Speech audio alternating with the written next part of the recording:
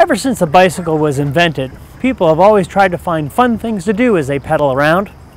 For those of us who live in the beautiful mountains and the forests, we like to mountain bike, riding real fast and down those crazy hills. Mountain biking is an individual sport that requires endurance, core strength, balance, bike handling skills, and self-reliance. It can be done almost anywhere from the backyard to a gravel road, but the majority of riders choose to race downhill. The ability to repair their broken bikes or flat tires, or any first aid emergency supplies that might be needed due to being miles from the outside help.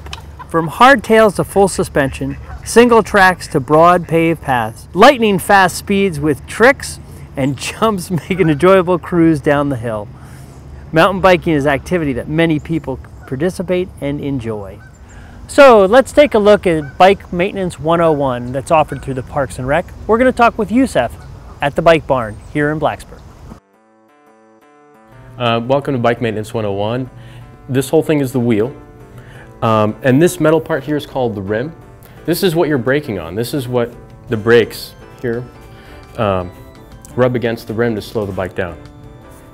And a common question is, well, what holds the air? Well, there's a tube inside the tire that holds the air. And the tubes have a valve. This is where the air goes in and out of the tube. So this is the frame, same as on a motorcycle or a car. This arm and the other arm on the other side, together they're called cranks. This guy here is called a derailleur, and it derails the chain. It moves the chain from one gear to the other. These two levers right here, these two blades, these are your brake levers, and they control the brakes.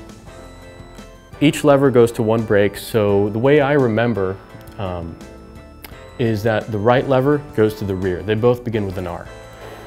So the first thing you need to know is how to, before you remove the wheel, you have to actually undo the brakes, okay?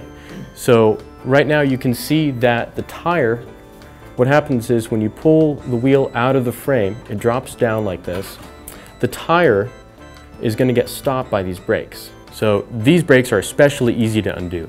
And the trick is, what you do is you squeeze them together, right? Just like that. And then you pull this metal piece up and out through this slot. And that's it. It's really easy. The next thing is you undo a quick release. And the beauty of the quick release is that you can undo it without any tools. And the way to undo these is that you actually just fold it 180 degrees back. You can unscrew one or the other, it doesn't matter. And you just unscrew it like that. Once it gets loose enough, the wheel should just come out. What you don't want to do is you don't want to unscrew this nut all the way.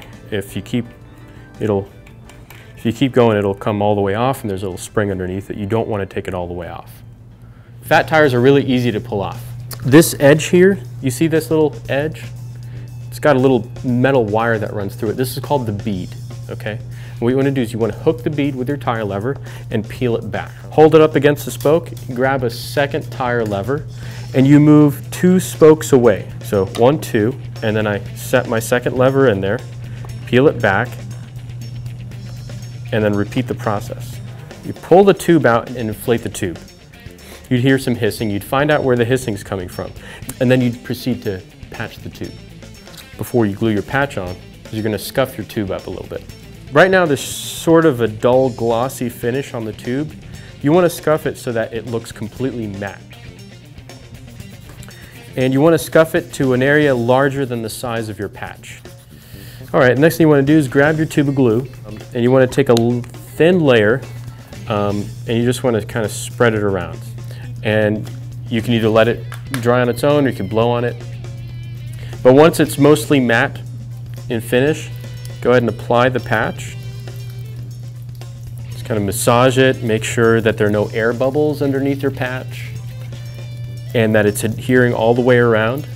And then I let it sit for a couple of minutes, just make sure all the glue is drying out completely before I inflate it.